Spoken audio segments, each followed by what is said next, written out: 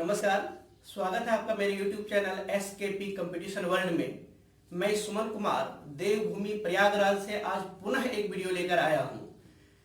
आज जिस टॉपिक के बारे में हम चर्चा करेंगे वो है प्रतिदर्श यानी सैंपल क्या है, समग्र यानी यूनिवर्स और पॉपुलेशन क्या है,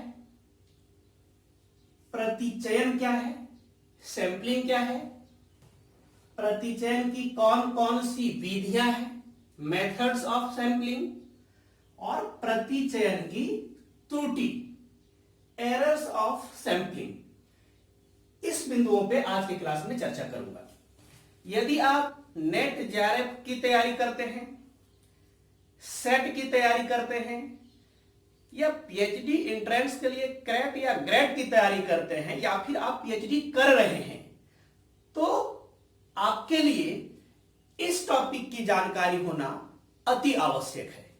आइए शुरू करते हैं। देखिए,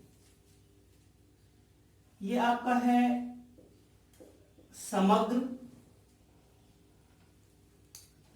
समग्र को ही हम समष्टि भी कहते हैं। समग्र या समष्टि, समग्र या समष्टि। और कभी कभी हम समग्र के लिए जनसंख्या शब्द का भी प्रयोग करते हैं, और इंग्लिश में अक्सर इस समग्र, समष्टि और जनसंख्या के लिए यूनिवर्स का प्रयोग करते हैं या पॉपुलेशन का प्रयोग करते हैं। यूनिवर्स या पॉपुलेशन, यूनिवर्स या पॉपुलेशन। दूसरी ओर प्रतिदर्श,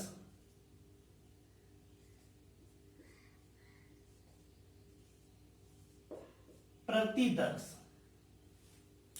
प्रतिदर्श को हम पर्यायवाची शब्द के रूप में न्यादर्श भी कहते हैं। प्रतिदर्श या न्यादर्श। और बोलचाल की भाषा में हम इस प्रतिदर्श या न्यायदर्श को नमूना, नमूना भी कहते हैं।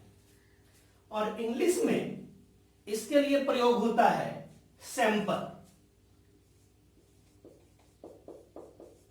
सैंपल। तो समग्र को यूनिवर्स या पॉपुलेशन कहा जाता है, और प्रतिदर्श को या न्यायदर्श को सैंपल कहा जाता है।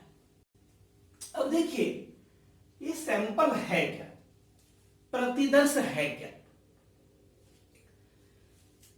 साधारण भाषा में यदि बात किया जाए तो हम कह सकते हैं कि प्रतिदर्श समग्र का एक छोटा भाग है, एक अंश है। कह सकते हैं कि प्रतिदर्श, प्रतिदर्श या न्यादर्श समग्र का एक छोटा भाग है। समग्र का एक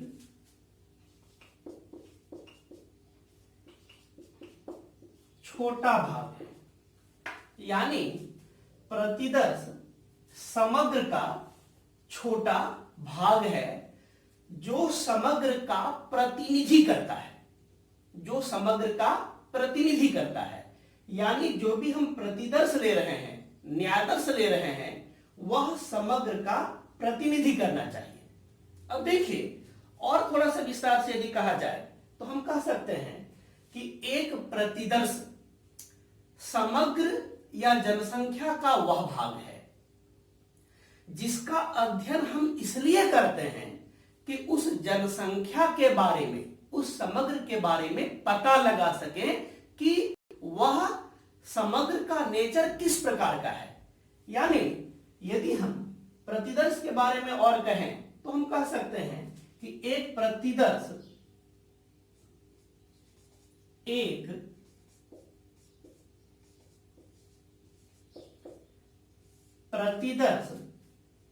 समग्र का वह भाग है जिसका अध्ययन इसलिए किया जाता है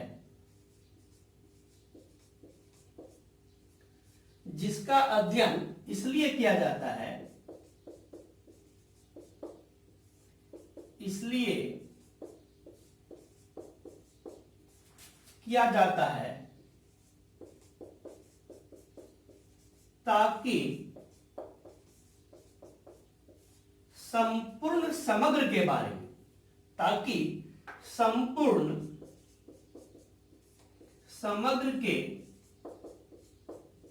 बारे में अनुमान लगाया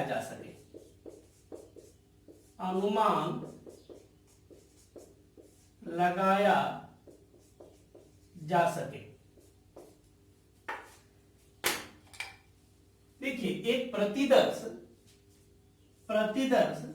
समग्र का वह भाग है, वह हिस्सा है जिसका अध्ययन इसलिए किया जाता है, यानी प्रतिदर्श का अध्ययन इसलिए किया जाता है ताकि संपूर्ण समग्र के बारे में अनुमान लगाया जा सके, उसके बारे में पता किया जा सके।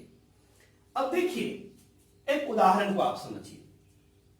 दैनिक जीवन में हम लोग दुकान पे जाते हैं, मान लीजिए चावल खरीदने के लिए दुकान पे जाते हैं चावल खरीदने के लिए, तो हम क्या करते हैं, कहते हैं कि सैंपल दिखाइए। तो सैंपल के रूप में हम एक मुट्ठी चावल को लेते हैं, एक मुट्ठी चावल को लेते हैं और इस एक मुट्ठी चावल से हम इस पूरे बोरे में संपूर्ण पूरे बोरे में चावल कैसा है इसका अनुमान लगाते हैं। हम कपड़ा खरीदने जाते हैं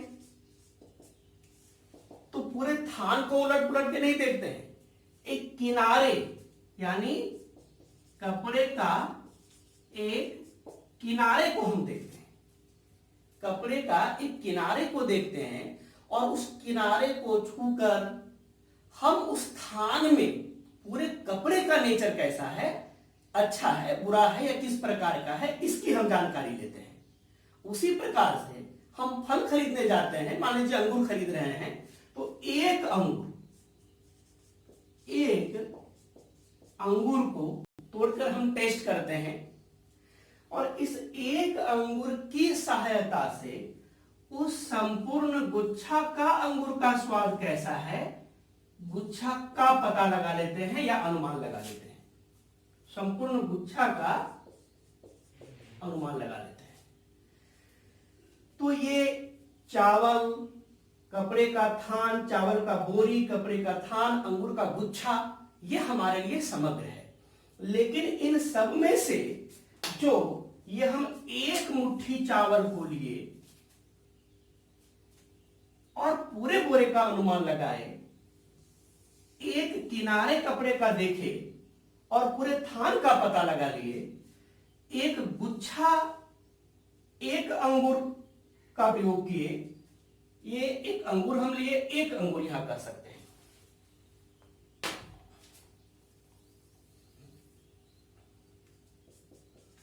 एक अंगूर से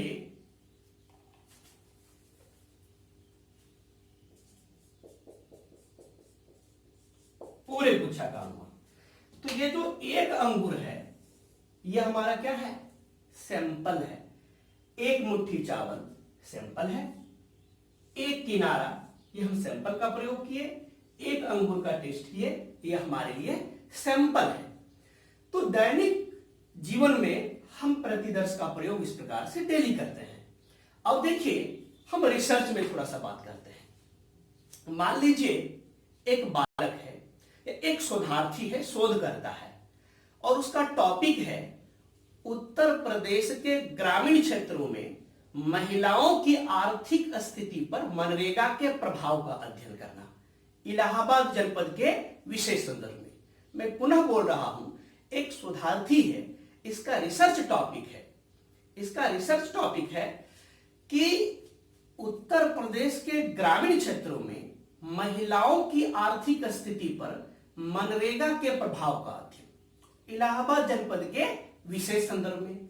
अब देखिए, यदि इलाहाबाद जनपद के विशेष संदर्भ में महिलाओं की आर्थिक स्थिति पर मनरेगा का प्रभाव का अध्ययन करना हो, तो ऐसा हो सकता है कि इलाहाबाद जनपद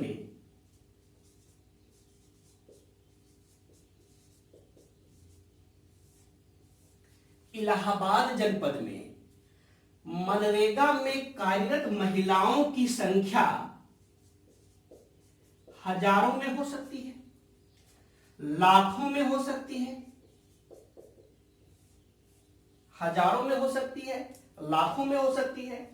अब यदि इलाहाबाद में मनरेगा में कार्यरत महिलाओं की आर्थिक स्थिति का पता लगाना है, उनसे इसके लिए जाके जानकारी लेना है, ऑब्जर्वेशन, क्वेश्चनायर, शेड्यूल्ड, इंटरव्यू आदि के माध्यम से हमें आंकड़े जुटाना है, डेटा कलेक्ट करना है, तो क्या लाखों लोगों पर जाकर प्रयोग करना या लाखों लोगों से मिलकर आंकड़े उपलब्ध करना, ये एक कठिन कार्य हो जाएगा, व्यवहारिक जीवन में काफी ये जटिल कार्य हो जाएगा। तो ये हजारों लाखों लोगों से आंकड़े कलेक्ट नहीं करके अपने अनुसंधान अवधि 3 साल से 5 साल के आसपास की अवधि में जो भी हम 300 या 500 के आसपास सैंपल लेते हैं, यानी 300 महिलाओं का, 500 महिलाओं का हम अवलोकन करते हैं, इंटरव्यू लेते हैं, आंकड़ा जुटाते हैं और इस 300 या 500 महिलाओं के द्वारा जो भी जानकारी दी जाती है उस पर हम काम करते हैं, उस डेटा का एनालिसिस करते हैं एवं प्रकार से निष्कर्ष निकालते हैं और उनका सामान्यीकरण किस पर कर देते हैं। ये हजारों लाखों महिलाएं जो इलाहाबाद में हैं, इन पर हम इसका सामान्यीकरण कर देते हैं। सभी पे रिसर्च नहीं किए, इस सैंपल पर किए। तो ये 300, 500 ये हमारा क्या हो गया, ये सैंपल हो गया। और ये 1000 हजारों लाखों जो मनरेगा में महिलाएं कार्यरत है इलाहाबाद में, ये हमारा क्या हो गया, समग्र हो गया। तो यदि ये 300 और 500 पे हम शोध कार्य संपादित कर रहे हैं और ये इस हजारों लाखों का प्रतिनिधि नहीं करे, तब हमारा निष्कर्ष, तब हमारा रिजल्ट जो शोध करके हम दे रहे हैं, ये इरेलीवेंट हो जाएगा। तो जो हमारा सैंपल होना चाहिए वह कैसा होना चाहिए, वह समग्र का प्रतिनिधि करे, समग्र का प्रतिनिधि करे। अब स्पष्ट हो रहा होगा कि प्रतिदर्श या न्यादर्श समग्र का एक छोटा भाग है, एक छोटा हिस्सा है जो समग्र का क्या करता है, प्रतिनिधि करता है, प्रतिनिधि करता है। अब आइए समग्र पे, समग्र को आप और अच्छे से देख लीजिए। यह था आपका प्रतिदर्श, न्यादर्श, नमूना, सैंपलिंग। अब देखिए समग्र क्या होता है। तो समग्र होता है, समग्र का तात्पर्य इकाइयों के योग से, इकाइयों के समुच्चय से है। हम कह सकते हैं कि समग्र का तात्पर्य, समग्र का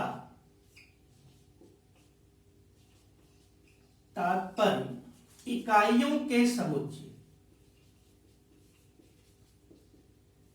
इकाइयों के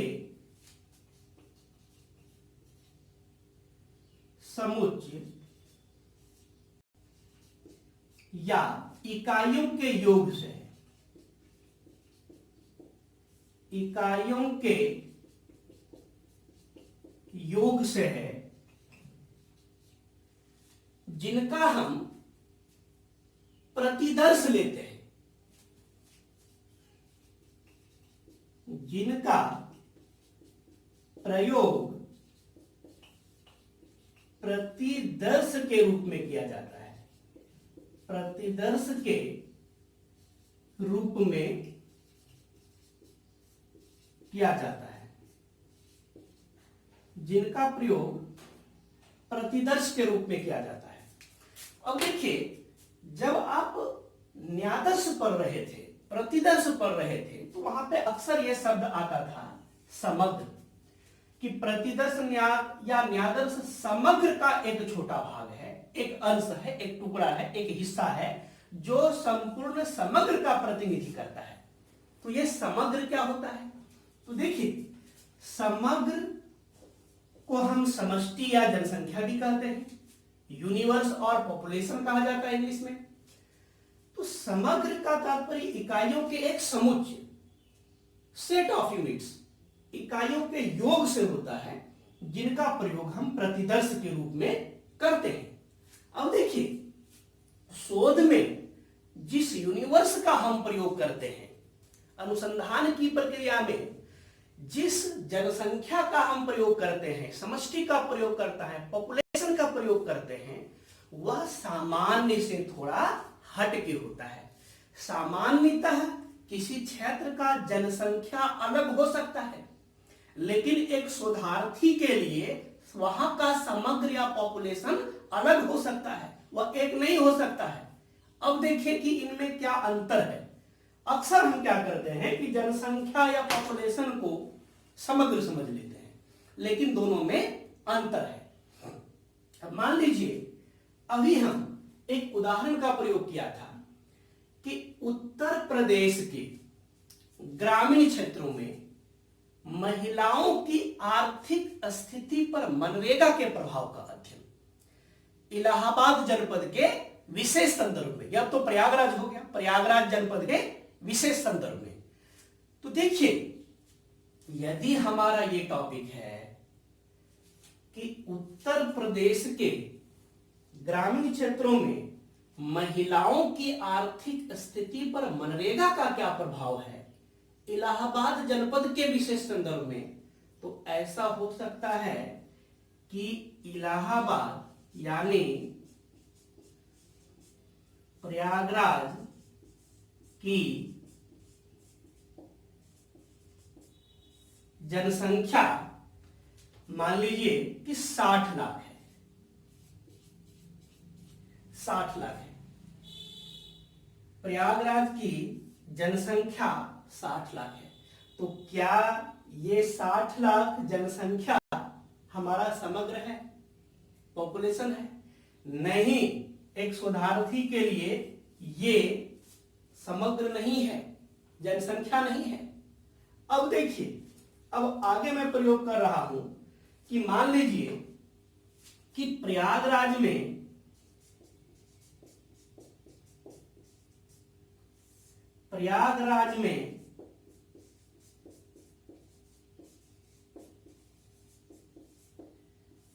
महिलाओं की संख्या या महिलाओं की जनसंख्या, ये आपका है महिलाओं की जनसंख्या, ये आपका है 28 लाख, 28 लाख है। तो क्या ये, चूंकि हमारा टॉपिक था कि उत्तर प्रदेश के ग्रामीण क्षेत्रों में महिलाओं की आर्थिक स्थिति पर मनरेगा के प्रभाव का अध्ययन प्रयागराज जनपद के विशेष संदर्भ में, तो क्या ये प्रयागराज में महिलाओं की जनसंख्या यदि 28 लाख है तो ये हमारा समग्र है क्या? नहीं, ये भी हमारा समग्र नहीं है, क्योंकि प्रयागराज में जितनी महिलाएं हैं, यदि ये 28 लाख महिलाएं हैं तो 28 लाख के 28 लाख महिलाएं मनरेगा योजना में कार्यरत नहीं है, मनरेगा में जॉब नहीं कर रही हैं, तो वो हमारे रिसर्च एरिया के अंतर्गत नहीं आएगा, वो हट जाएगा। अब मान लीजिए कि मनरेगा में कार्यरत, मनरेगा में कार्यरत महिलाओं की संख्या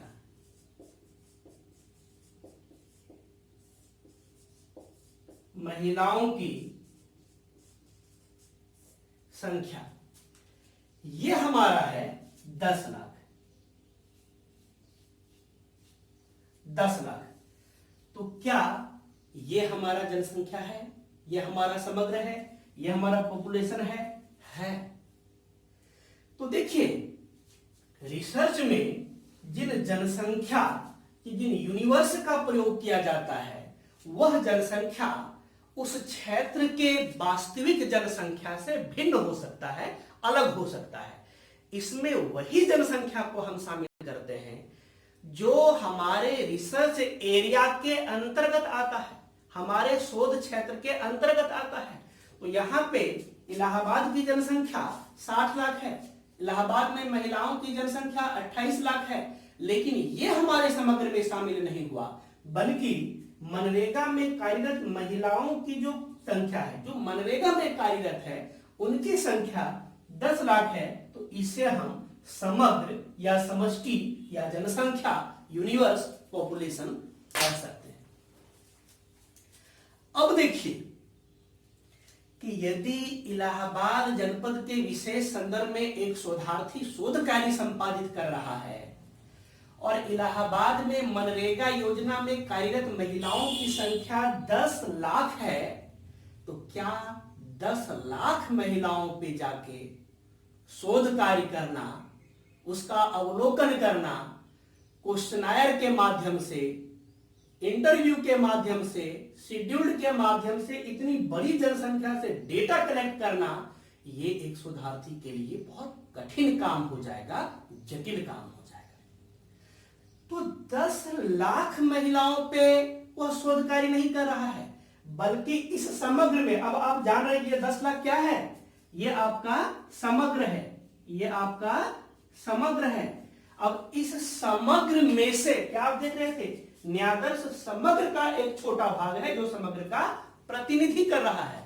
तो इस 10 लाख में से जो भी हम 300, 400 या 500 प्रतिदर्श का चयन किए, इनका हिस्सा प्रतिदर्श का चयन किए, यही छोटा भाग, समग्र का एक छोटा भाग जो समग्र का प्रतिनिधि करे, यह आपका क्या होता है, सैंपल होता है, प्रतिदर्श होता है, न्यादर्श होता है, नमूना होता है।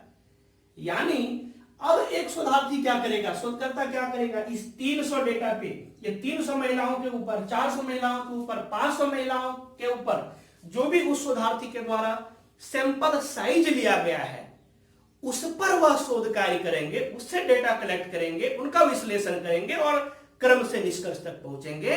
और इन 400-500 महिलाओं से, अर्थात सैंपल से जो रिजल्ट मिला, उसे जो निष्कर्ष की प्राप्ति हुई, उसका सामान्यीकरण वह समग्र पर अर्थात 10 लाख महिलाओं पर कर देंगे। यानी यदि इस 400 महिलाओं से डेटा प्राप्त करने पे डेटा एनालिसिस के बाद हमें यह रिजल्ट मिला कि हां, मनरेगा योजना महिलाओं के लिए या ग्रामीण क्षेत्र के मजदूरों के लिए वरदान साबित हुआ है, महिलाओं की आर्थिक स्थिति में सुधार हुआ है मनरेगा योजना के कारण, तो हम फाइनली निष्कर्ष में लिखेंगे कि उत्तर प्रदेश के ग्रामीण क्षेत्रों में महिलाओं की आर्थिक स्थिति पर मनरेगा योजना का प्रभाव सकारात्मक पड़ा है, उनकी आर्थिक स्थिति या सामाजिक स्थिति जो भी हम उद्देश्य में लिए हैं उनमें सुधार हुआ है। तो हम रिसर्च कितने पे किए, सैंपल पे किए, और उनका सामान्यीकरण किस पर किए, समग्र पे किए। तो यह हमारा है प्रतिदर्श, न्यादर्श जो समग्र का एक भाग होता है, और समग्र जो सेट ऑफ यूनिट्स, इकाइयों का एक समूह होता है, जिसका हम प्रयोग सैंपल के लिए करते हैं। ठीक है, अब आगे देखिए कि ये हमारा क्या हो गया, एक तो समग्र हो गया, दूसरा प्रतिदर्श हो गया। प्रतिदर्श और प्रतिचयन, इन दोनों में अंतर है। कभी कभी लोग इन्हीं शब्दों का प्रयोग दोनों अर्थों में कर देते हैं, जो कि पूर्णतः गलत है। प्रतिदर्श यहां पे एक मुट्ठी चावल, एक किनारे का कपड़ा, या एक अंगूर, या 300 500, ये हमारा प्रतिदर्श हुआ, प्रतिचयन नहीं हुआ। आइए अब आगे देखते हैं कि प्रतिचयन क्या होता है।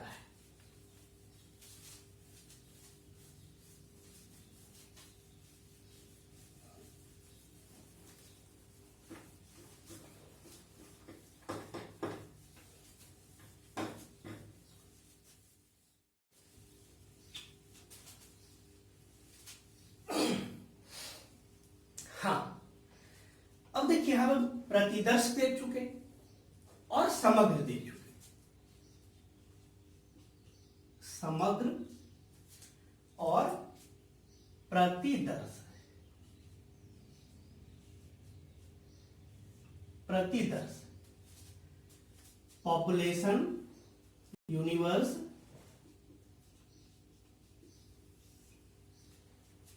या पॉपुलेशन और सैंपल। सैंपल, अभी हम ये देखिए। अब देखिए हमें देखना क्या है, अब हम सैंपलिंग पढ़ने जा रहे हैं, प्रतिचयन पढ़ने जा रहे हैं कि प्रतिचयन क्या है, सैंपलिंग क्या है। अब देखिए, अभी हम एक उदाहरण लिया था कि उत्तर प्रदेश के ग्रामीण क्षेत्रों में महिलाओं की आर्थिक स्थिति पर मनरेगा के प्रभाव का अध्ययन इलाहाबाद जनपद के विशेष संदर्भ में। और यहां पे देखे थे कि समग्र हमारा फाइनली कितना निकला था, समग्र हमारा 10 लाख था। समग्र हमारा 10 लाख था, लेकिन हम जो सैंपल लिए थे, यहां पे सैंपल कितना लिए थे, 300 या 400 या 500 लिए थे। अब देखिए कि हमारा समग्र 10 लाख था, लेकिन इस 10 लाख मनरेगा में कार्यरत महिलाओं पे शोध कार्य संपादित नहीं करके हम इस समग्र का एक भाग, एक अंश, एक हिस्सा सैंपल के रूप में लिए थे, और इसी सैंपल पे हम शोध कार्य संपादित करके इनका निष्कर्ष का सामान्यीकरण हम समग्र पर किए हैं। तो ध्यान दीजिए, ये 10 लाख समग्र है और 400 ये प्रतिदर्श है, सैंपल है। ये 10 लाख हमारा समग्र है और 400 प्रतिदर्श है, सैंपल है। तो 10 लाख लोगों पर, 10 लाख मनरेगा में कार्यरत महिलाओं के ऊपर जाकर शोध करना या उससे डेटा कलेक्ट करना, जानकारी उपलब्ध कराना, ये एक कठिन कार्य हो जाएगा।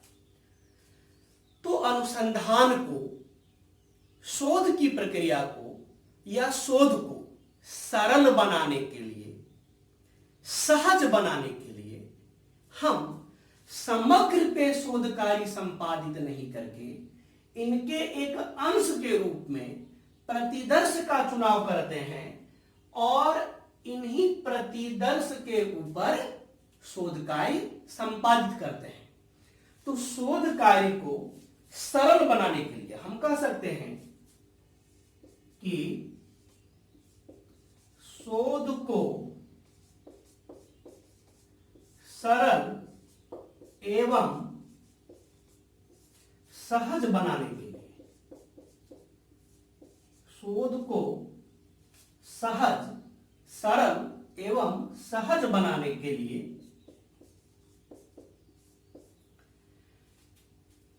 समग्र का चुनाव नहीं करके हम प्रतिदर्श का चुनाव करते हैं। समग्र का चुनाव नहीं करके समग्र से प्रतिदर्श का चुनाव करते हैं। शोध को सरल और सहज बनाने के लिए समग्र पर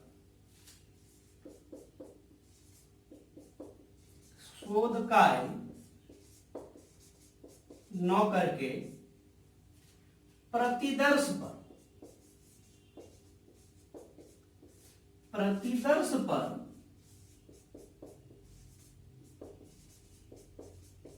शोध कार्य संपादित करते हैं। तो देखिए प्रतिचयन क्या है। इस उदाहरण में आप देख रहे हैं कि 10 लाख क्या है, समग्र है, 400 क्या है, प्रतिदर्श है। लेकिन इस 10 लाख से 400 पे ध्यान दीजिए, इस 10 लाख से 400 पे जाने की प्रक्रिया समग्र से प्रतिदर्श पर जाने की प्रक्रिया, इस 10 लाख से इस 400 पर जाने की प्रक्रिया, यही आपका क्या कहलाता है, यही आपका कहलाता है प्रतिचयन। यही आपका क्या कहलाता है, प्रतिचयन।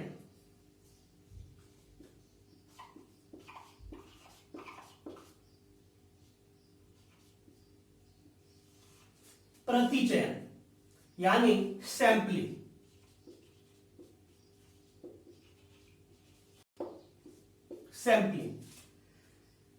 इस 10 लाख से 400 पे जाने की प्रक्रिया, यही हमारा क्या कहलाता है, प्रतिचयन कहलाता है, सैंपलिंग कहलाता है। यानी हम लिख सकते हैं कि प्रतिचयन क्या है, तो समग्र से प्रतिदर्श पर जाने की प्रक्रिया है। शोध कार्य को और अच्छे से यदि कहा जाए तो हम कह सकते हैं कि शोध कार्य को सरल एवं सहज बनाने के लिए समग्र पर शोध कार्य नहीं करके हम प्रतिदर्श पे करते हैं, और ये समग्र से प्रतिदर्श पे जाने की जो प्रक्रिया है, यही प्रक्रिया हमारा प्रतिचयन या सैंपलिंग कहलाता है। अब देखिए, यदि समग्र से प्रतिदर्श पर जाने की प्रक्रिया यूनिवर्स से, पॉपुलेशन से सैंपल पिक की जाने की प्रक्रिया, प्रोसेस को हम सैंपलिंग कहते हैं, तो सैंपलिंग कैसे किया जाए, यह प्रश्न उठता है। क्या अपने मन से जाके 400 महिलाओं का चयन करना है, 400 सैंपल साइज लेना है हमें, तो क्या 10 लाख में से किसी भी गांव में जाके, किसी भी पंचायत में जाके, किसी भी ब्लॉक से जाके अचानक अपने मन से ले लिया जाए 400 को, या रैंडमली लिया जाए, या कुछ ब्लॉक में बांट दिया जाए, विकास खंड में बांट दिया जाए, ग्राम पंचायत में बांट दिया जाए, फिर लिया जाए। यानी कि समग्र से प्रतिदर्श पे आने की प्रक्रिया प्रतिचयन कहलाता है। तो प्रतिचयन किया कैसे जाए, अर्थात किस विधियों के द्वारा हम समग्र से प्रतिदर्श पर आएंगे, अर्थात किस मेथड से प्रतिचयन किया जाए जो प्रतिदर्श समग्र का प्रतिनिधि करे, बायस्ड ना हो, त्रुटिपूर्ण ना हो। अर्थात जो भी हम प्रतिदर्श पे निष्कर्ष निकाले, वही निष्कर्ष हमारा समग्र का हो, बायस्ड ना हो। इनके लिए हम अलग अलग विधियों को देखेंगे। तो आगे हम पढ़ेंगे प्रतिचयन की विधियां। और इससे पहले आप एक बात और जान लीजिए, इस प्रतिचयन की विधियां के पहले यदि हम समग्र का माप करके शोध कार्य संचालित करते हैं, तो उसे प्रचाल या पैरामीटर्स कहा जाता है। यदि हम समग्र की माप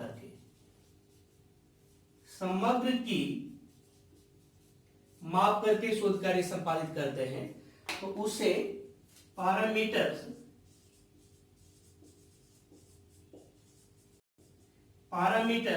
या हिंदी में प्रचाल कहा जाता है। और इनके विपरीत जब हम प्रतिदर्श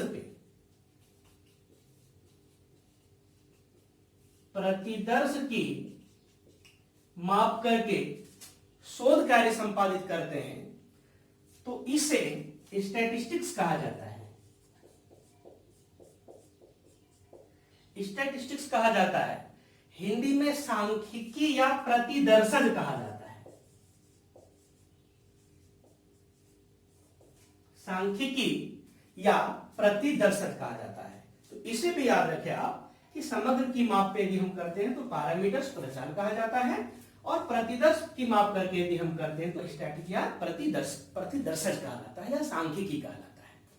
चलिए आगे हम देखते हैं कि ये समग्र से प्रतिदर्श पर पहुंचने की प्रक्रिया यानी प्रतिचयन, इनकी विधियां कौन कौन सी है। तो आगे हम देखते हैं प्रतिचयन की विधियां।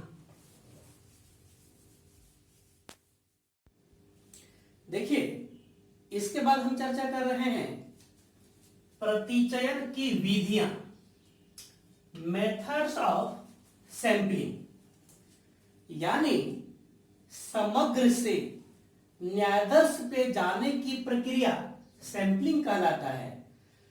तो हम सैंपलिंग कैसे करें, यानी समग्र में से, यूनिवर्स में से, पॉपुलेशन में से प्रतिदर्श न्यायाधर्श का चयन कैसे करें, किन विधियों से करें। तो प्रतिचयन की दो विधियां होती है, एक आपका प्रोबेबिलिटी सैंपलिंग जिसे हिंदी में संभाव्य प्रतिचयन कहा जाता है, और दूसरा नॉन प्रोबेबिलिटी सैंपलिंग जिसे हिंदी में असंभाव्य प्रतिचयन कहा जाता है। प्रतिचयन की कितनी विधियां हैं? दो विधियां, एक प्रोबेबिलिटी सैंपलिंग और दूसरा नॉन प्रोबेबिलिटी सैंपलिंग। एक संभाव्य प्रतिदर्श और दूसरा असंभाव्य प्रतिदर्श। तो नेट में सबसे अधिक प्रश्न इसी से पूछ लिया जाता है। इस टॉपिक के अंतर्गत प्रश्न दे दिया जाता है कि निम्न में से कौन सा प्रोबेबिलिटी सैंपलिंग के अंतर्गत आता है, और कुछ विकल्प प्रोबेबिलिटी सैंपलिंग कराता है और कुछ नॉन प्रोबेबिलिटी सैंपलिंग कराता है। तो जो भी प्रश्न पूछा गया है, यदि प्रोबेबिलिटी पूछा गया है तो चार विकल्प में देख लेंगे कि प्रोबेबिलिटी का कौन सा यूज किया गया है, और नॉन प्रोबेबिलिटी का पूछा गया है तो निम्न में से कौन सा नॉन प्रोबेबिलिटी सैंपलिंग है, तो देख लेंगे कि किन विकल्प में नॉन प्रोबेबिलिटी सैंपलिंग का यूज किया गया है। तो सैंपलिंग का दो विधियां, प्रोबेबिलिटी और नॉन प्रोबेबिलिटी।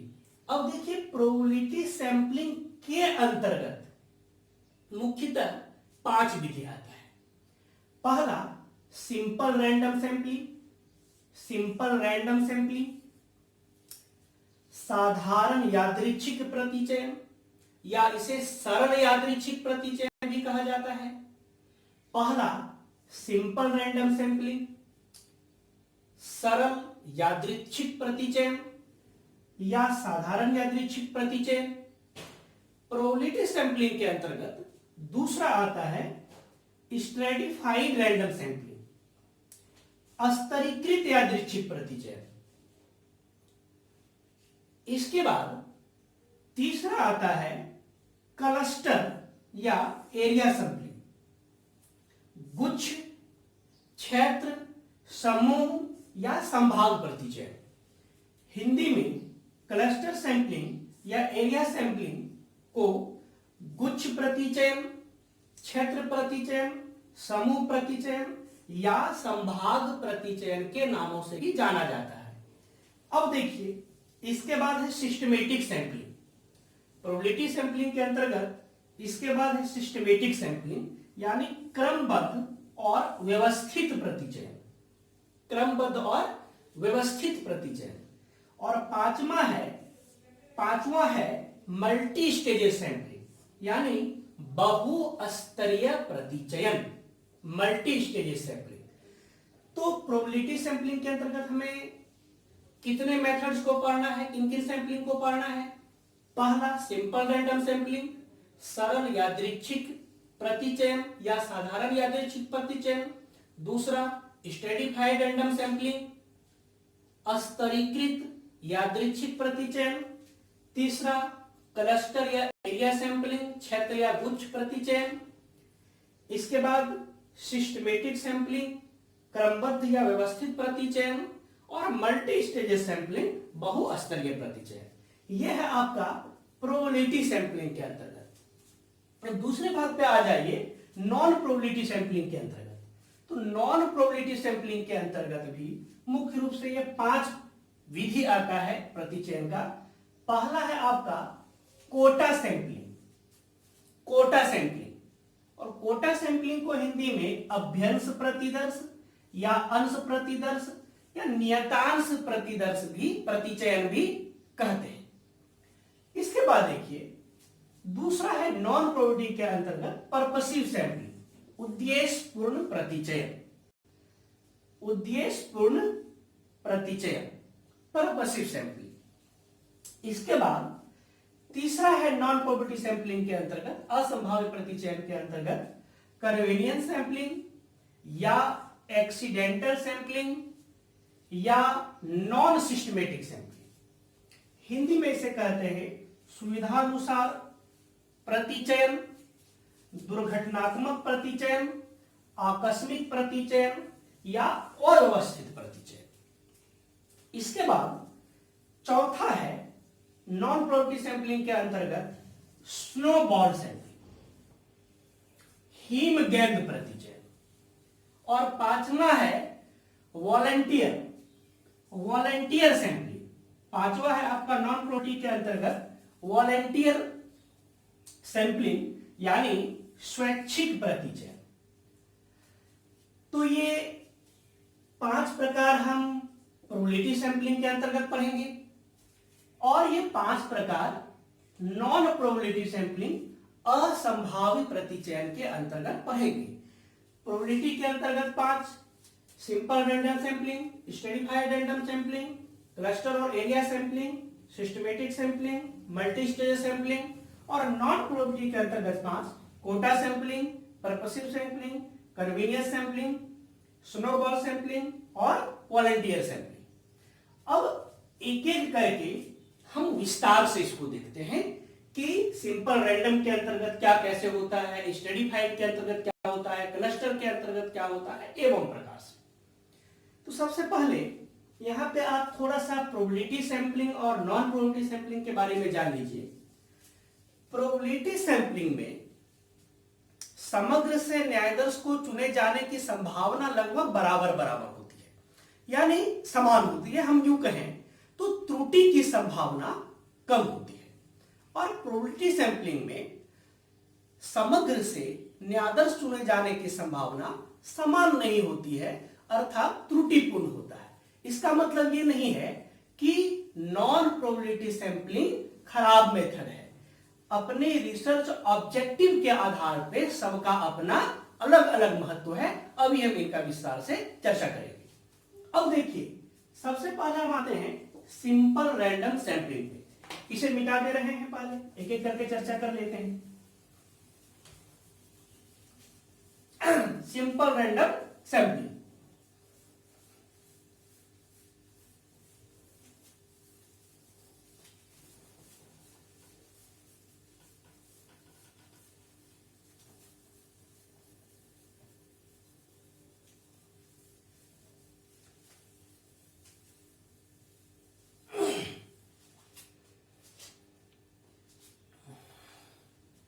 ध्यान दीजिए।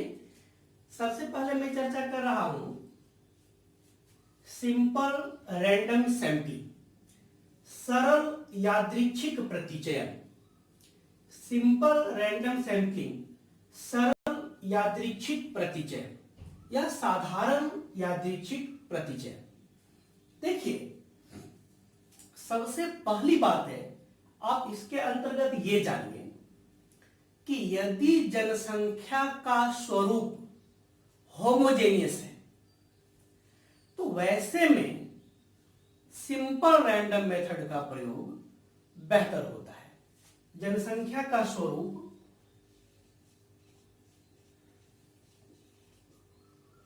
जनसंख्या मीन्स पॉपुलेशन, यूनिवर्स, जनसंख्या का स्वरूप यदि सजातीय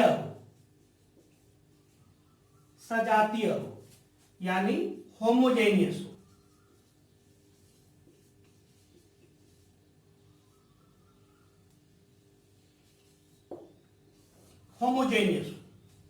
सजातीय हो। अब देखिए, सबसे पहले यह जानना आवश्यक होगा कि होमोजेनियस होता क्या है।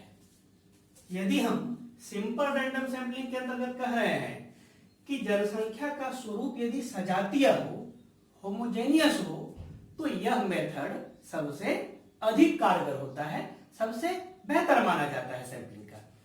तो दो शब्द आता है, एक आपका होमोजेनियस आता है और दूसरा हेट्रोजेनियस आता है।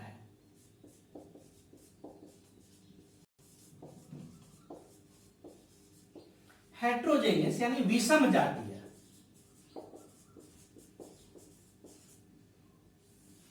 विषम जातीय। अब देखिए, दो शब्द यहां पे नया मिल रहा है हमें, एक होमोजेनियस सजातीय और दूसरा हेट्रोजेनियस विषम जातीय।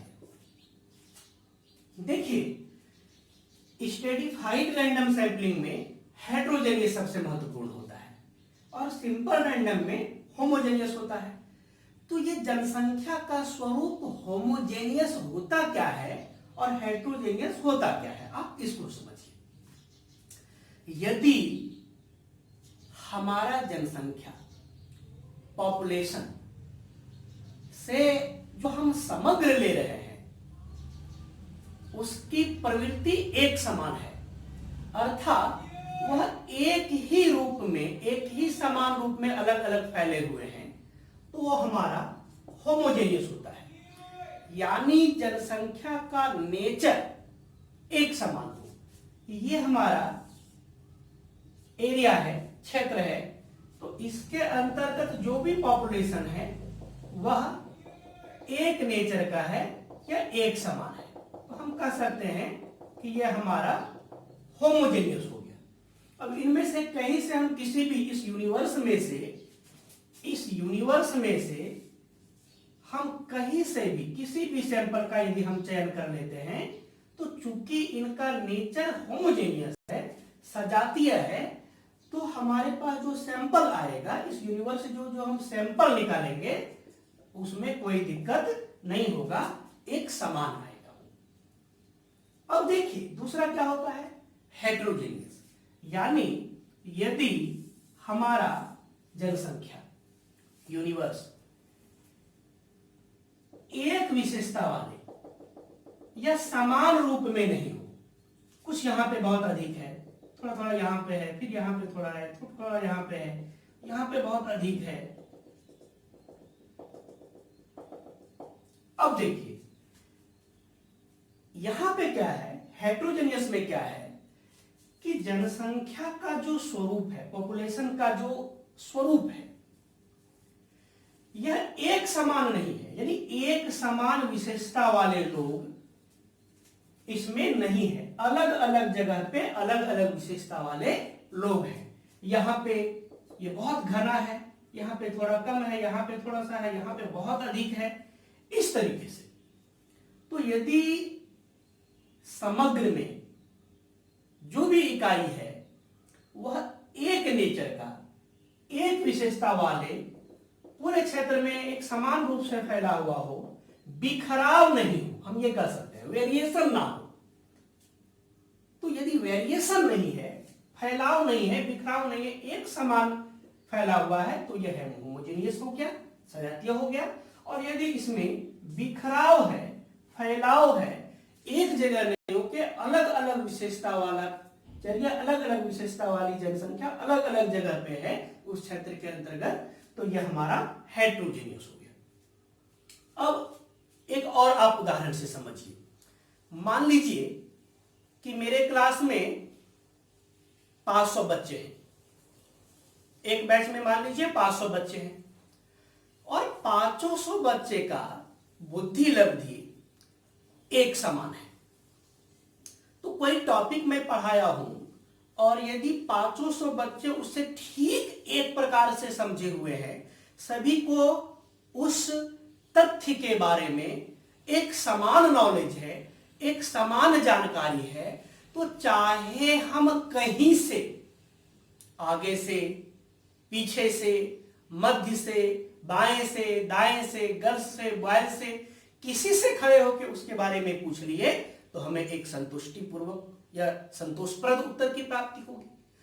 किसी से भी रैंडमली हम कहीं से खड़ा करते हैं तो एक समान हमको उत्तर मिलता है। क्यों? क्योंकि वहां पे होमोजीनियस नेचर का पॉपुलेशन है। लेकिन दूसरी ओर यदि हमारे क्लासरूम में बैठे हुए स्टूडेंट इस प्रकार हो कि आगे वाले बेंच पे जो 5 छात्र बैठे हुए हैं वो बहुत तेज हो, उसके पीछे उससे थोड़ा कम तेज हो, पीछे वाले एकदम कुछ नहीं जानते हो, गर्ल्स में कुछ नहीं जानते हो, कमजोर हो, बॉयज तेज हो, यानी कि क्लासरूम में जितने भी बच्चे बैठे हुए हैं, जितने भी छात्र बैठे हुए हैं, वह एक समान नेचर का नहीं है।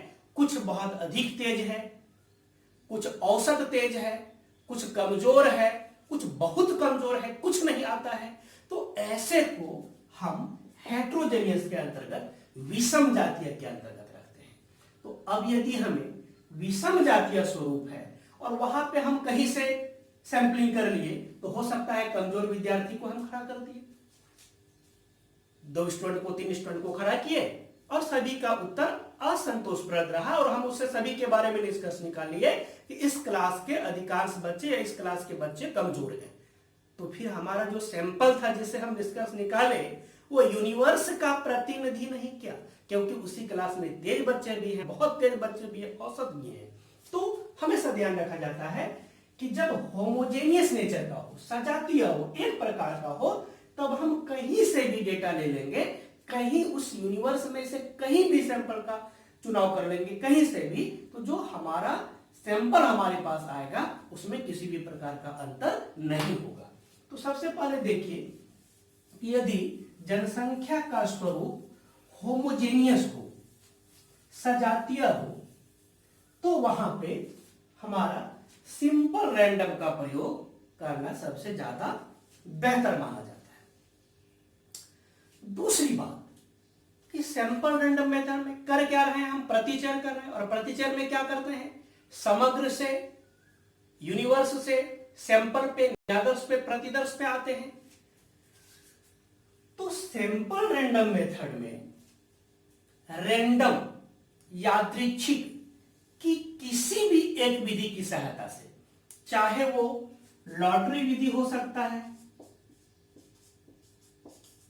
चाहे वो लॉटरी विधि हो सकता है, चाहे वो पासा विधि हो सकता है, चाहे वो टॉस के द्वारा या टेपेट तालिका के द्वारा, टेपेट टेबल के द्वारा, यानी किसी भी यादृच्छिक की किसी भी विधि का प्रयोग करते हुए, लॉटरी विधि, पासा विधि, टॉस विधि, टेपेट टेबल विधि, किसी का प्रयोग करते हुए इस यूनिवर्स में से, इस यूनिवर्स में से हम सैंपल का चुनाव कर लेते हैं, यूनिवर्स में से सैंपल का चुनाव कर लेते हैं। अब देखिए, किसी भी विधि, यादृच्छिक की, रैंडम की कोई भी विधि हो सकता है, लॉटरी, पासा, टॉस, टेपिक।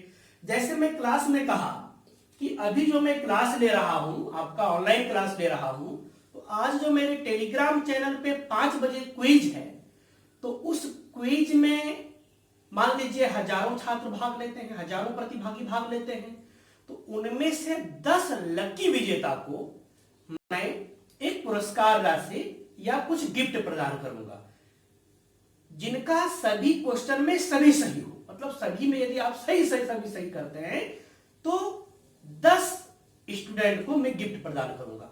अब यदि मैं लॉटरी विधि का प्रयोग करता हूं, हो सकता है कि 1000 में से 50 बच्चे का सभी में सभी सही हो, 100 बच्चों का सभी में सभी सही हो जाए, 20 बच्चों का सभी में सभी सही हो जाए, सारे क्वेश्चनों का सही उत्तर हो जाए।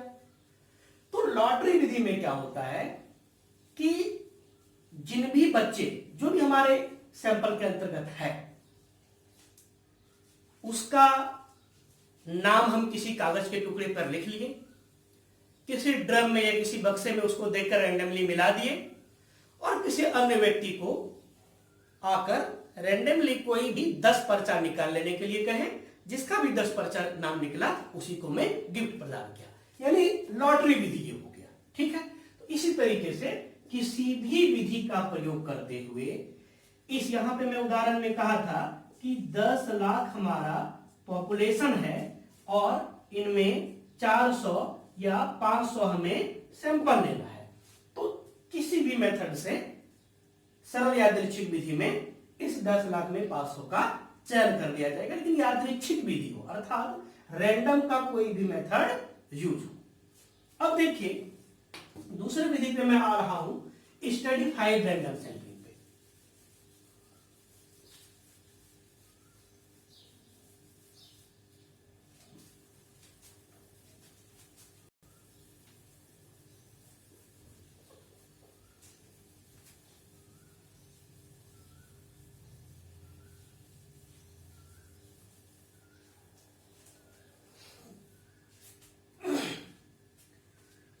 स्टडीफाइड रैंडम सैंपलिंग दूसरे के बारे में अब मैं बात कर रहा हूं।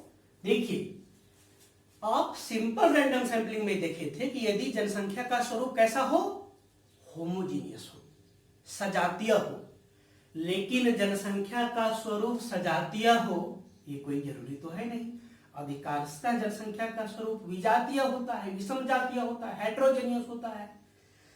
तो जब जनसंख्या का स्वरूप, जब जनसंख्या या पॉपुलेशन का स्वरूप क्या हो, हेट्रोजेनियस हो, विषम जातीय या विजातीय हो, यानी जनसंख्या एक समान विशेषता वाला जनसंख्या एक जगह नहीं होके अलग अलग फैला हुआ हो, तो इसके लिए हम इसमें स्टडीफाइड सैंपलिंग में जब जनसंख्या का स्वरूप हेट्रोजेनियस हो तो सरल यादृच्छिक प्रतिदर्श का यदि हम चयन करते हैं तो त्रुटि की संभावना अधिक होती है। तो इसके लिए हम स्टडीफाइड रैंडम सैंपलिंग स्तरीकृत यादृच्छिक प्रतिदर्श का प्रयोग करते हैं, स्तरीकृत यादृच्छिक प्रतिचयन का प्रयोग करते हैं। इनमें क्या करते हैं, पहले हम कई स्तरों में बांट लेते हैं, स्ट्रेटा बनाना इसको हम कहते हैं, स्ट्रेटा बना लेते हैं, अर्थात कई स्तरों में बांट लेते हैं, और फिर उन अलग अलग स्तर से हम सैंपल की प्राप्ति करते हैं, सैंपल का चयन करते हैं। अब देखिए, मान लीजिए कि कोई कॉलेज है,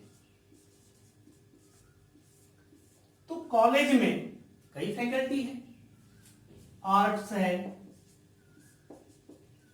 साइंस है, कॉमर्स है, अन्य है। अब मान लीजिए कि आर्ट्स के अंतर्गत 5000 स्टूडेंट है, 5000 स्टूडेंट है। साइंस के अंतर्गत 3500 स्टूडेंट है, कॉमर्स के अंतर्गत 2500 स्टूडेंट है, लॉ के अंतर्गत 1500 स्टूडेंट है, या मेडिकल और भी है। ठीक है, अब देखिए स्टूडेंट की जो कुल संख्या है, ये नंबर ऑफ स्टूडेंट है, ये कॉलेज में फैकल्टी है, आर्ट्स, साइंस, कॉमर्स और लॉ। यहां पे मैं ये उदाहरण ले रहा हूं। तो आर्ट्स में 500 स्टूडेंट है, साइंस में 3500 है, कॉमर्स में 2500 है और लॉ में 1500 है। यदि हम रैंडम सैंपलिंग पे चलते, सिंपल रैंडम सैंपलिंग पे चलते, तो कहीं से भी जो कुल विद्यार्थी है कहीं से भी यदि हमको पास हो लेना होता तो रैंडम का प्रयोग करते हुए पास हो उठा लेते। लेकिन यदि हम स्ट्रेटिफाइड रैंडम सैंपलिंग कर रहे हैं, स्तरीकृत यादृच्छिक प्रतिचयन विधि से समग्र में से सैंपल का चुनाव कर रहे हैं, प्रतिचयन का चुनाव कर रहे हैं, इसमें सबसे पहले हम स्ट्रेटा कर दिए, मतलब समग्र को हम लिख सकते हैं या कह सकते हैं कि समग्र को उसके गुण के आधार पे या विशेषताओं के आधार पे सबसे पहले स्तरों,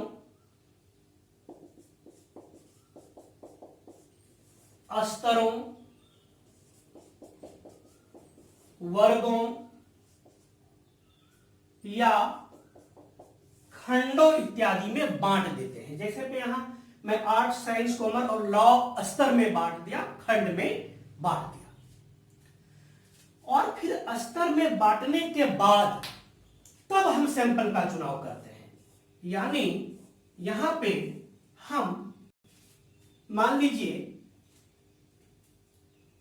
20वीं सैंपल का चुनाव कर लीजिए, तो यहां से ये हम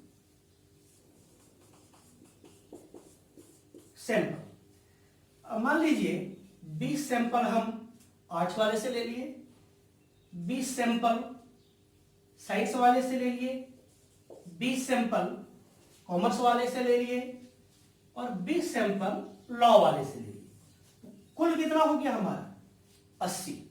और यहां पे था कितना, अब इस नंबर ऑफ स्टूडेंट को जोड़ेंगे तो यानी कुल में से हम जो हमारा ये समग्र था, इनका योग जो हमारा समग्र था, इनमें से हम 80 सैंपल का चुनाव कर लिए। तो ये जनसंख्या को उनकी विशेषताओं के आधार पर हम पहले खंडों में, उपखंडों में, वर्गों में, स्तरों में विभाजित कर दिए, फिर हम इसका रैंडम यादृच्छिक की किसी भी एक विधि जो भी आप देखेंगे, लॉटरी, पासा, टिकट टेबल वगैरह वगैरह, तो उनके सहायता से हम इनका चुनाव कर लिए। अब देखिए दो चीजें हो सकता है, हम जब उस स्तरीकृत यादृच्छिक प्रतिचयन का प्रयोग करते हैं, स्ट्रेटिफाइड रैंडम सैंपलिंग का प्रयोग करते हैं, तो ये आपका अनुपातिक भी हो सकता है और गैर अनुपातिक भी हो सकता है। यानी जिस खंड में या जिस स्तरों में, जिस वर्गों में हम विभाजित किए हैं, उनमें यूनिवर्स की जो संख्या है, इसका जो रेशियो है, अनुपात है, यदि इसी अनुपात में हम सैंपल का प्रयोग करते हैं कि 1500 स्टूडेंट है और 5000 है, तो दोनों का अनुपात अलग अलग है, तो इसी रेशियो से हम सैंपल लें, तब वहां पे अनुपातिक हो जाएगा। और यदि हम सभी से समान समान ले लेते हैं या उसी अनुपात में नहीं लेते हैं, तब वह हमारा गैर अनुपातिक स्ट्रेटिफाइड रैंडम सैंपलिंग हो जाएगा। अब यहां देखिए, यदि हम यहां पे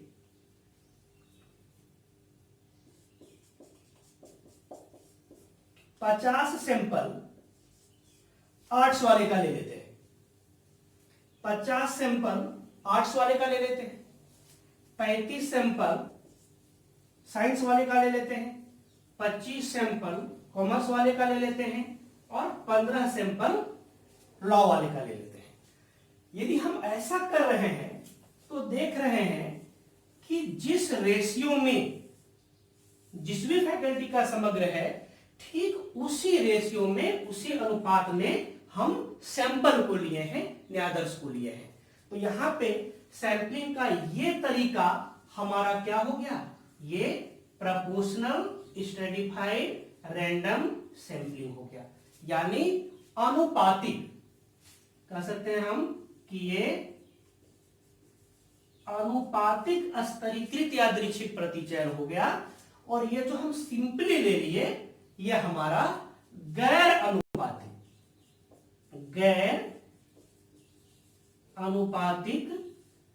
स्तरीकृत यादृच्छिक प्रतिचयन हो गया, यानी non proportional random stratified random sampling, non proportional stratified random sampling हो गया। तो stratified random sampling heterogeneous population के लिए ज्यादा उपयोगी होता है जब जनसंख्या अलग अलग विशेषताओं के रूप में फैला हुआ होता है, तो उसमें ज्यादा महत्वपूर्ण होता है। इसमें सबसे पहले हम जनसंख्या के गुण, विशेषताओं, स्तरों के आधार पर खंडों में विभाजित कर लेते हैं और तब फिर हम रैंडम के किसी एक मेथड का प्रयोग करके समग्र में से न्यायादर्श का चयन कर लेते हैं। अब देखिए, हमारा सिंपल रैंडम सैंपलिंग हो गया, स्ट्रेटिफाइड रैंडम सैंपलिंग हो गया। इसके बाद है आपका, इसी के साथ आप देख लीजिए, सबसे पहले क्लस्टर और सिस्टेमेटिक को हम देखेंगे। सबसे पहले आप मल्टी स्टेजेस सैंपलिंग देख लीजिए, क्योंकि वह स्तरीकृत का ही एक भाग है, एक तरीके से इनका व्यापक रूप है। तो मल्टी स्टेजेस सैंपलिंग, बहुस्तरीय प्रतिचयन में क्या होता है कि जहां आप स्ट्रेटिफाइड रैंडम सैंपलिंग में, स्तरीकृत रैंडम सैंपलिंग में इनको समग्र के उनके गुण या विशेषताओं के आधार पे कई स्तरों, खंडों, वर्गों में आप बांट देते हैं और उनके बाद प्रत्येक खंड से, प्रत्येक स्तर से, प्रत्येक वर्ग से आप यादृच्छिक के किसी एक विधि का प्रयोग करते हुए समग्र में से प्रतिदर्श का चयन कर लेते हैं। तो बहुस्तरीय प्रतिदर्श में यह कई स्तरों में हो जाता है।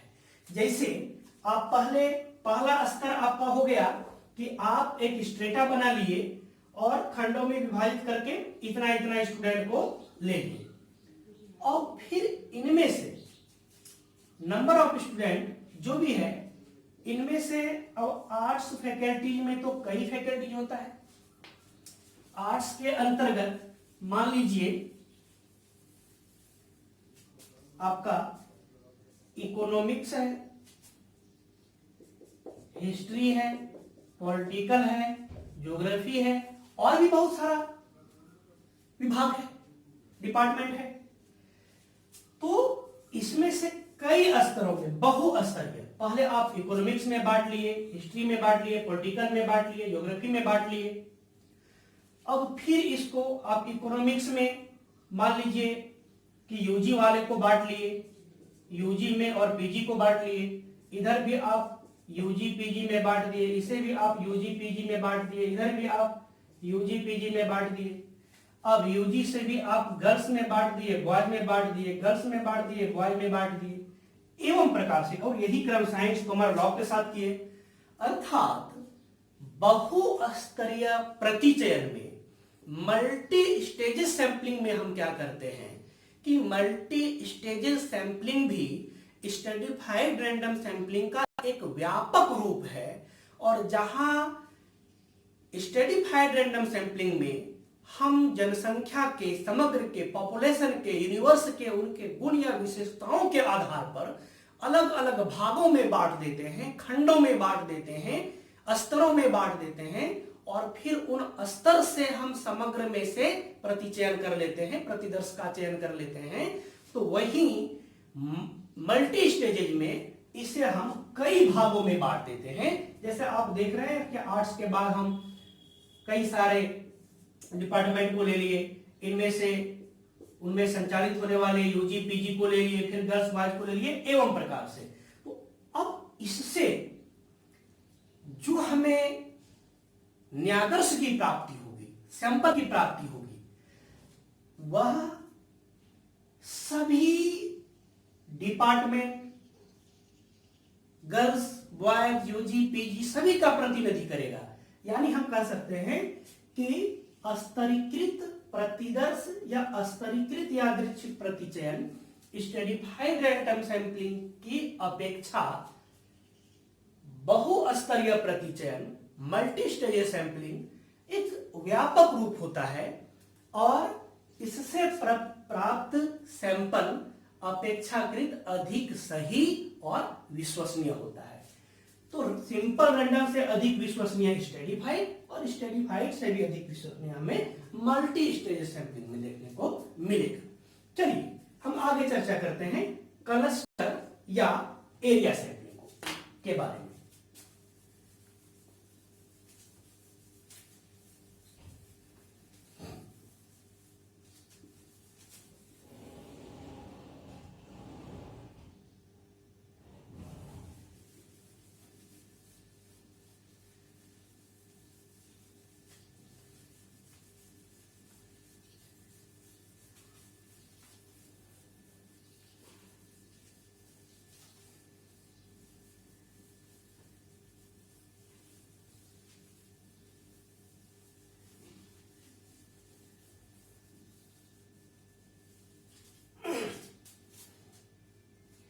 इसके बाद हम चर्चा करते हैं क्लस्टर या एरिया। क्लस्टर या एरिया, इसे हम गुच्छ प्रतिचयन, क्षेत्र प्रतिचयन, समूह प्रतिचयन या संभाग प्रतिचयन, इन सभी नामों से जानते हैं। अब देखिए, जब जनसंख्या का स्वरूप बहुत बड़ा हो, व्यापक हो, या जनसंख्या एक व्यापक क्षेत्र में, व्यापक भौगोलिक क्षेत्र में फैला हुआ हो, तब वहां सिंपल रैंडम का प्रयोग करना या स्ट्रेटिफाइड रैंडम का प्रयोग करना, मल्टी स्टेजेस का प्रयोग करना, यह एक कठिन कार्य हो जाता है, डिफिकल्ट कार्य हो जाता है। अधिक श्रम, समय, धन इत्यादि की जरूरत पड़ता है। तो इसके लिए हम क्या करते हैं कि जब जनसंख्या का स्वरूप विस्तृत हो, हम कह सकते हैं कि जब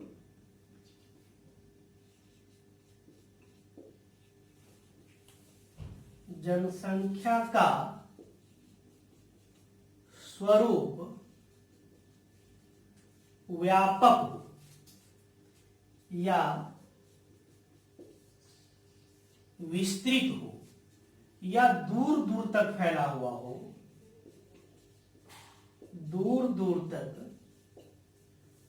फैला हुआ हो, तो ऐसे में हम गुच्छ प्रतिदर्श का प्रयोग करते हैं।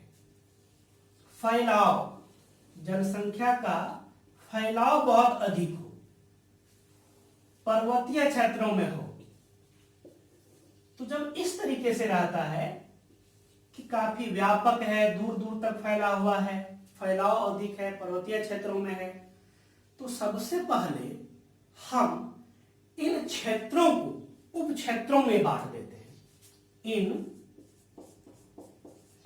क्षेत्रों को उप क्षेत्रों में बांट देते हैं। वास्तव में यही उपक्षेत्र हमारा क्लस्टर कहलाता है। वास्तव में यही उपक्षेत्र हमारा क्लस्टर कहलाता है। और बांट के, उपक्षेत्रों में बांट के उसी को अपना न्यायादर्श का इकाई मान लेते हैं। जैसे मान लीजिए, देखिए ये यहां पे इस तरीके से फैला हुआ है, या मान लीजिए कि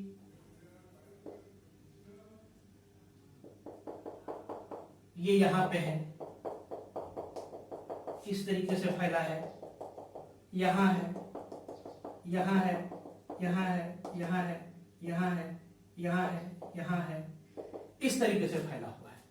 अलग अलग जगह पे दूर दूर तक फैला हुआ है, विस्तृत क्षेत्र में है, व्यापक है। इनमें क्या करते हैं, हम इस क्षेत्रों को उप क्षेत्र में बांट लेते हैं। मान लीजिए ये एक उप क्षेत्र हो गया, ये हो गया, ये हो गया, ये हो गया, ये हो गया, ये हो गया, ये हो गया, ये हो गया, ये हो गया, इस तरीके से। और जो भी उपक्षेत्र होता है उसी को हम न्यायादर्श की इकाई मान लेते हैं। यदि हमको इसको लिए हैं तो यहां से हम 3 का चयन कर लिए, 3 है इसमें। यहां पे हम यदि इसको लिए हैं तो इनमें 4 है, इनमें से 4 का चयन कर लिए।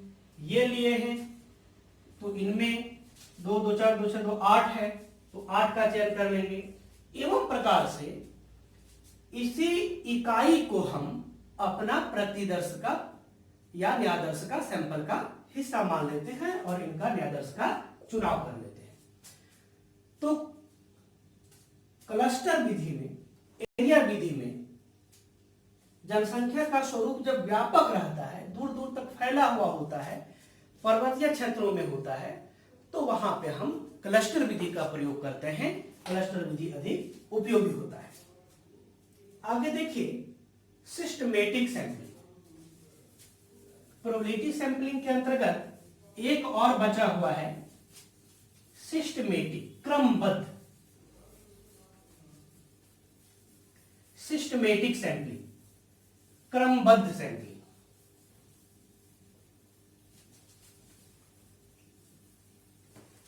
सिस्टमेटिक सैंपलिंग,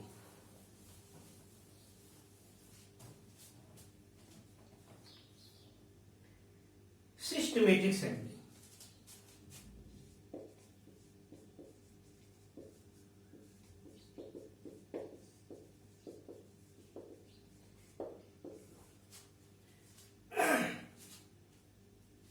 सिस्टमेटिक सैंपलिंग, क्रमबद्ध या व्यवस्थित प्रतिचयन।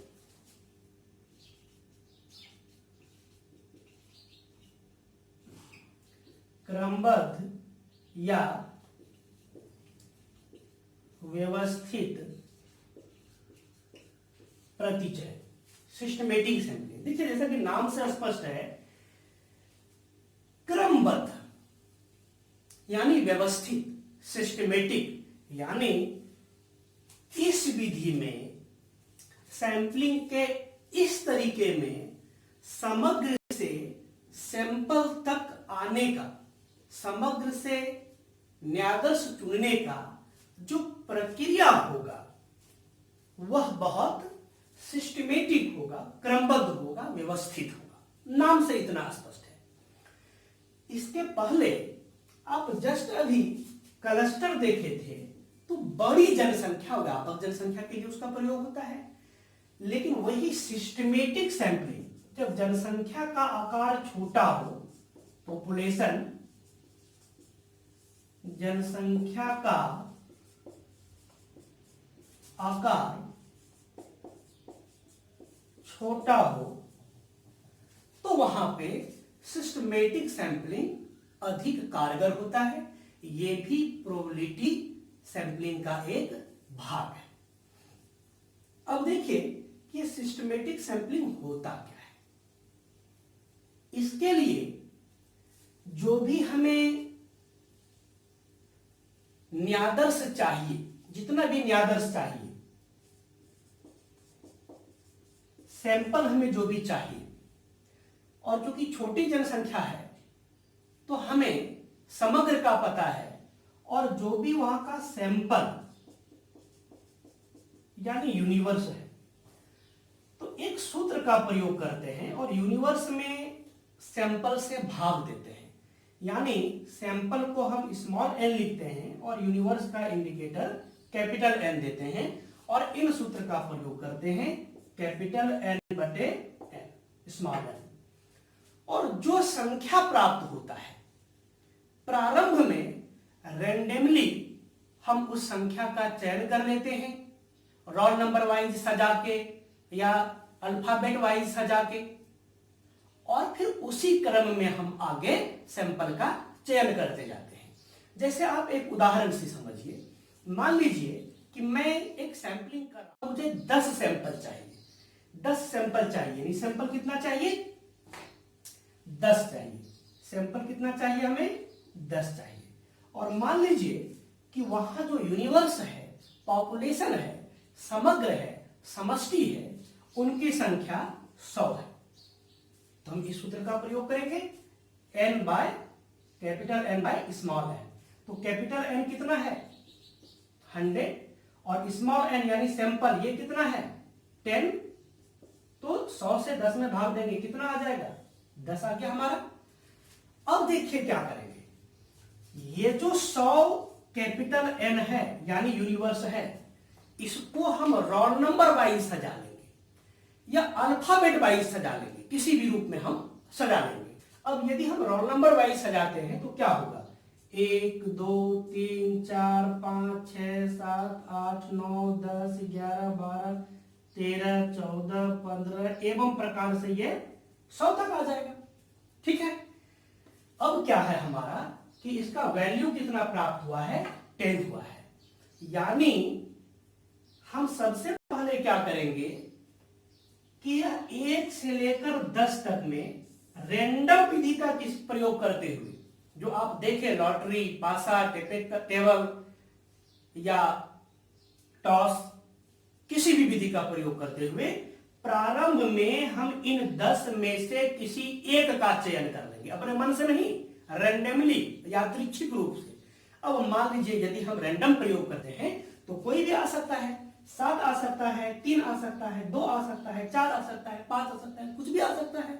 मान लीजिए पहला सैंपल हमें 5 मिला, पहला सैंपल 5 मिला, फिर n कैपिटल N बटे स्मॉल n 100 बटे 10 मतलब 100/10 = 10 मान प्राप्त हुआ है। तो अब इस 5 के बाद प्रत्येक 10वां यानी 15, फिर 25, फिर 35, फिर 45 एवं क्रम से हम 100 तक चलते जाएंगे और कुल मिला के 10 सैंपल हमारे सामने आएगा जिनका हम चयन कर लेंगे अपने शोध कार्य के लिए, रिसर्च वर्क के लिए, और उन्हीं पे फिर शोध कार्य संपादित करके ये यूनिवर्स पे उसका निष्कर्ष को सामान्यीकृत कर देंगे।